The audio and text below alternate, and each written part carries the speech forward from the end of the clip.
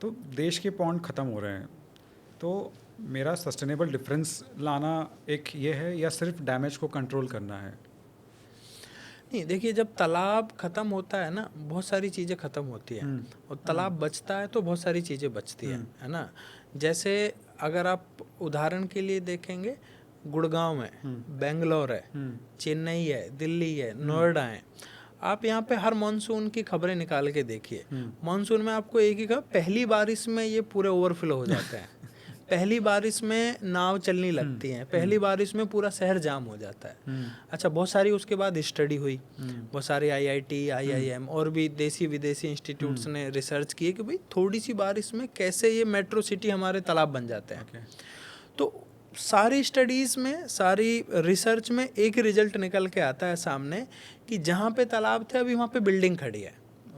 जो इन शहरों की जो वाटर होल्डिंग कैपेसिटी थी, इन तालाबों की जो वाटर होल्डिंग कैपेसिटी, या तो वो 80% कम हो गई है, 50% कम हो गई है, या बिल्कुल 0% रह गई है। अच्छा, अब बारिश का पानी आ रहा है। अब बारिश के पानी को तो नहीं पता कि पहले यहाँ पे तालाब हुआ करता था, बिल्डिंग है तो इधर नहीं जाना है। वो तो अपने कैचमेंट एरिया के हिसाब से वहीं पे भरेगा जहाँ पे लो लाइंग एरिया है। लो लाइंग एरिया में अभी बिल्डिंग है, लो लाइंग एरिया में अभी बेसमेंट है, लो लाइंग एरिया में अभी कोई अंडरपास जा रहा है। तो वो पहली बारिश में वहीं पे जाके इकट्ठा हो जाता है जहाँ पे वो हमेशा से इकट्ठा होता हुआ है। आप गुड़गांव देखिए, इतने सारे तालाब थे हमारे पास, इतने सारे झील थे, वेटलैंड्स थे, सब खत्म होके बिल्डिंग बन गई है। अभी पानी जाएगा तो जाएगा कहाँ? वहीं पे भरेगा। आप दूसरी चीज़ देखिए कि आप गांव में जाइए और शहर में जाइए, 50 किलोमीटर के डिफरेंस में आपको 10 से 15 डिग्री का टेम्परेचर का आप डिफरेंस मिल जाएगा आपको। बिल्कुल। जैसे ही आप हाई राइज बिल्डिंग्स की तरफ बढ़ेंगे, आपको पता चलेगा 40-45 डिग्री टेम्परेचर है। जैसे गांव की तरफ चलेंगे, आपको पता चलेगा 30 डिग्री टेम्परेचर है। क्यों ये डिफरेंस है? क्योंकि जब एक तालाब होता है और एक पेड़ होते हैं, वो आसपास के एरिया को ठंडा रखते हैं। हाँ, सही बात है। और ये ऐसा नहीं है, ये रॉकेट साइंस नहीं है, ये कोई भी बुजुर्ग बता सकता है आपको। तो जब शहर में तालाब और पेड़ खत्म हो जाते हैं तो आपके शहर गर्म होने लगते हैं, जलने लगते हैं, और इसी को हम अर्बन हीट आइलैंड इफेक्ट भी कहते हैं। ये एक वर्ल्ड वाइड लेवल पे यूनाइटेड नेशंस का एक टर्म है, अर्बन हीट आइलैंड।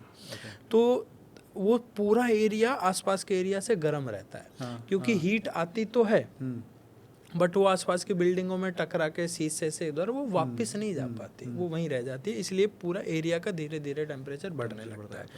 तो एक, चलो ठीक है, आपके पास तो एसी है, आप अंदर बैठे हैं, ठीक है, मज़े ले रहे हैं, लेकिन आपकी बिल्डिंग के बाहर कुछ लोग वैसे भी हैं जिनके पास नहीं है एसी।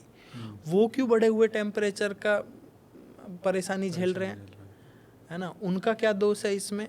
तो इसीलिए जब हम पॉन्ड रिवाइव करते हैं या पॉन्ड जब ख़त्म होते हैं, तो ये सिर्फ सस्टेनेबल डेवलपमेंट का पार्ट नहीं है, ये सिर्फ डैमेज कंट्रोल नहीं है, ये पूरी ह्यूमैनिटी को बचाने का काम है। ये उन लोगों को बचाने का काम है जिनके पास एयर कंडीशन नहीं है, ये उन लोगों को बचाने का काम है जो हाई राइज बिल्डिंग्स में जाके अपनी जान नहीं बचा सकते जब बारिश आती है। ये अच्छा, जब आप कभी भी आप बारिश आती है, मॉनसून आता है या फ्लड आती है, जब जल भराव होता है, तो लोग सबसे पहले कहाँ जाके बैठते हैं या कहाँ जाते हैं? किसी भी ऊंचे वाले पॉइंट पे, जहाँ किसी भी ऊंची वाली बिल्डिंग पे या ऐसी जगह पे, ठीक है। किससे डर के भागते हैं वहाँ पे? वो पानी से डर के किसी ऊंचे स्थान पे चले जाते हैं, ठीक है। अब 2-4-5 घंटे बैठे रहेंगे, फिर उनको क्या चाहिए? फिर उनको पानी चाहिए, फिर हेलीकॉप्टर से फिर पानी गिराया जाता है। तो पानी से डर के भागे थे ऊंचे स्थान पे, वहाँ पे भी उनको पानी की तलाश है, जबकि पानी तो नीचे है। आप जैसे ही आप नीचे आइए, पानी पानी है, उसी से तो डर के हम बैठे हुए हैं। तो हमारे देश में या दुनिया में पानी की कमी नहीं है, हमारे देश में पानी की ज़्यादा होता जा रहा है पानी, है ना? और वहाँ पे ज़्यादा होता जा रहा है जहाँ पे कम होना चाहिए था। और ये पानी हमारे किसी काम का नहीं है, ये पानी सिर्फ फ्लडिंग कर सकता है, ये पानी सिर्फ बाढ़ ला सकता है।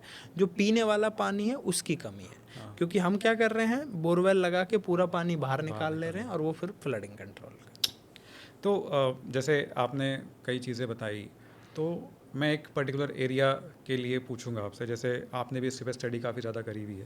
जैसे नोएडा में पहले, अगर आप जब से काम कर रहे हैं या आपने जितना पता किया होगा, तो यहाँ पे 700 कुछ तालाब थे, जिसमें से शायद आप इन्हें बताया है और मैंने भी कई जगह से पता किया कि उसमें सब खाली 5 या 10 ही बचे हैं। तो इन मतलब ये जो आंकड़े हैं ये सब है, तो ये ज़मीन किसे मतलब किसको देते हैं? गवर्नमेंट्स ये सब काम करती हैं या फिर अपने आप ही बिल्डर ले लेता है, चीज़ें कर लेता है और बाद में बताता है कि ये वेटलैंड है? तो ये करप्शन क्यों है इन सब चीज़ों में? मतलब अगर हम नोएडा में बात करें तो 700 तालाब से एकदम से इतने कम हो जाए, बिल्कुल, तो बिल्कुल। ऐसा क्यों? इसके लिए देखिए मतलब जिम्मेदार कौन है बेसिकली? देखिए मेरी उम्र बहुत ज़्यादा नहीं है कि मैं मतलब फ्लैशबैक में जाके आपको बता सकूं, लेकिन यह है कि जो बुजुर्ग बताते हैं और जो आर्टिकल्स में पढ़ा है उसके अकॉर्डिंग नोएडा में 500-700 तो नोएडा रीजन में तालाब हुआ करते थे, जिनको हम वेटलैंड्स भी कह सकते हैं। लेकिन अभी आप बाइक लेके कार लेके घूमने निकल जाइए, आपको 5-7 दिखेंगे मुश्किल से, और वो भी दिखेंगे एक घर के बराबर में। अच्छा, उनकी भी विडम्बना वो है, वो भी पक्के हैं। पक्के मतलब कंक्रीट है चारों तरफ। उनकी ज़मीन या तो ओपन जिम के लिए यूज कर ली गई है, कुछ कम्युनिटी सेंटर बनाने के लिए यूज कर ली गई है। वो तालाब नहीं, एक सीवेज टैंक का काम कर रहे हैं अभी। और ये जो बचे हुए तालाब है वो गए कहाँ हैं? वो या तो आपको दफनाए हुए मिलेंगे किसी रोड के नीचे, किसी बिल्डिंग के नीचे, किसी स्कूल के नीचे, किसी पुलिस स्टेशन के नीचे, और बहुत सारे लोगों के घरों के नीचे। ये सब लोग, ये सारे तालाब हमने मार के दफना दिए हैं, और इसमें कोई पीछे नहीं है। इसमें ना तो गवर्नमेंट बॉडीज़ ने पीछे ना तो गवर्नमेंट बॉडी पीछे हटी हैं, ना जो हम जैसे लोग हैं उन्होंने भी खूब कब्जाई, और सबसे ज़्यादा बिल्डरों ने कब्जाई है। जबकि जितना मुझे पता है कि भाई तालाब, शमशान घाट और मंदिर, मस्जिद, ये ऐसी जगह हैं कि आप इसको नहीं कब्जा सकते। लेकिन सबसे इजी टारगेट जो है वो आज भी तालाब ही है। अच्छा, तालाबों का कब्जाने का तरीका क्या है? जैसे गाँव में मैं देखता हूँ, जिसका घर तालाब के किनारे पे बना हुआ है वो अपने घर की बची हुई राख, भैंसों का चारा, गोबर, वो धीरे धीरे तालाब के किनारे डालना शुरू करते हैं। फिर जब वो 100 मीटर भर जाता है, फिर उसके ऊपर मिट्टी डाल के कमरा बना लेते हैं, या भैंसों के बांधने की जगह बना लेते हैं। फिर वो आगे बढ़ते हैं। तो जिनके ऊपर तालाबों को बचाने की सबसे ज़्यादा जिम्मेदारी है, वही तालाबों को सबसे पहले कब्जा करते हैं, है ना। नोएडा में भी यही हुआ है। जिस बिल्डर के पास आसपास कोई तालाब मिला, उसने सबसे पहले मिट्टी डाल के उसी को अपना कब्जा लिया। ठीक है, क्योंकि यहाँ पे ज़मीन की कीमत बहुत ज़्यादा है। आप किसी ने 1 बीघे का भी तालाब कब्जा लिया तो करोड़ों रुपए का फ़ायदा हो गया। ठीक है, उसमें से करोड़ों रुपए में से 2-4 लाख रुपए वो पटवारी को, लेखपाल को दे देते हैं। उससे ज़्यादा क्या ही कोई डिमांड करेगा। तो तालाब ऐसे ऐसे धीरे धीरे वो कब्जा लेता है। लेकिन उसका नुकसान क्या होता है फिर? आप देखिए, अब नोएडा में भी धीरे धीरे मानसून में अर्बन फ्लडिंग होने लगी है। बहुत सारे लोग कहते हैं कि हमें ये वाला पक्षी नहीं दिखाई देता, पहले दिखाई देते थे, है ना। जैसे गौरैया की बात ले लो कि भाई पहले यहाँ पे गौरैया बहुत थी, अब नहीं दिखाई देती। पहले यहाँ अब कौवे भी दिखने बंद हो गए, है ना। धीरे धीरे नोएडा, ग्रेटर नोएडा से कौवा दिखने बंद हो गए। अब गांव की तरफ जाइए, अब भी बहुत सारे कौवे हैं, लेकिन यहाँ पे नहीं दिखने। ऐसे बहुत सारे पक्षी हैं जो यहाँ पे दिखाई नहीं देते अब, क्योंकि पक्षियों को सिर्फ हाई राइज बिल्डिंग नहीं चाहिए, पक्षियों को सिर्फ बड़े पेड़ नहीं चाहिए, उनको पानी भी चाहिए साथ में। और हम क्या करते हैं, तालाबों को डेवलपमेंट करने के नाम पे मस्त चकाचक पत्थर लगाएंगे, है ना, बढ़िया उसके किनारे बेंच बिछाएंगे, इंटरलॉकिंग लगाएंगे, क्योंकि हमारा जो डेवलपमेंट है वो ह्यूमन सेंट्रिक है। वो पत्थर हमें चाहिए, वो टाइल हमें चाहिए, वो वहाँ पे ग्रेनाइट हमें चाहिए, पक्षियों को नहीं चाहिए वो। बिल्कुल, है ना। पक्षियों को तो आज भी घास चाहिए, पक्षियों को तो आज भी पानी चाहिए। तो उस तालाब में पानी के अलावा और सब कुछ होता है फिर बाद में, है ना। तो वही नोएडा का हाल है। हमने एक वो चलाया था, कैंपेन चलाया था, #selfie-with-pond।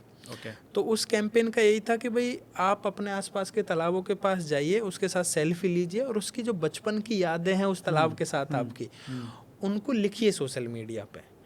और अगर आपको रियलाइज़ हुआ कि भाई तालाब मर रहे हैं, गंदे हो रहे हैं, तो हमें बताइए। बहुत सारे लोगों का फीडबैक आया कि हम 1 घंटा हो गए ढूंढते ढूंढते, यहाँ तालाब ही नहीं मिल रहा, या जो बचपन का मेरा तालाब था वो तालाब है ही नहीं, वहाँ तो बिल्डिंग खड़ी हो गई है। मेरे को लगता है कि 60-70% तो लोगों को तालाब मिले ही नहीं होंगे जब उन्होंने सेल्फीज नहीं मिले। अच्छा, नोएडा का दूसरा, नोएडा ग्रेटर, जो नए शहर बन रहे हैं, मैं नोएडा पे सिर्फ टारगेट नहीं कर रहा हूँ क्योंकि नोएडा से हैं हम, तो ज़्यादा जानकारी है नोएडा की। जो नए शहर बन रहे हैं, जब उसका डेवलपमेंट होता है या डिजाइनिंग होती है, एक मास्टर प्लान बनता है, तो उसमें सारी चीज़ों को बहुत अच्छे से डिज़ाइन किया जाता है। उसमें हॉस्पिटल्स, उसमें स्कूल्स, जिम्स, पार्क्स, बिल्डिंग, वो सारी चीज़ों को एक पर्याप्त स्थान दिया जाता है मास्टर प्लान में, लेकिन एक ही चीज़ छूट जाती है, तालाब। हाँ बताइए नोएडा, ग्रेटर नोएडा में जब मास्टर प्लान बने तो नए तालाब कितने बनाए गए? बिल्कुल भी नहीं। उल्टा पुरानों को तो ख़त्म कर दिया। जब अदरवाइज तो हर सेक्टर में जब एक तालाब, हर सेक्टर में जब एक हॉस्पिटल है, हर सेक्टर में एक स्कूल है, कॉलेज है, आपके पास ये सारी चीज़ें हैं, तो एक तालाब क्यों नहीं है? हाँ सही बात है।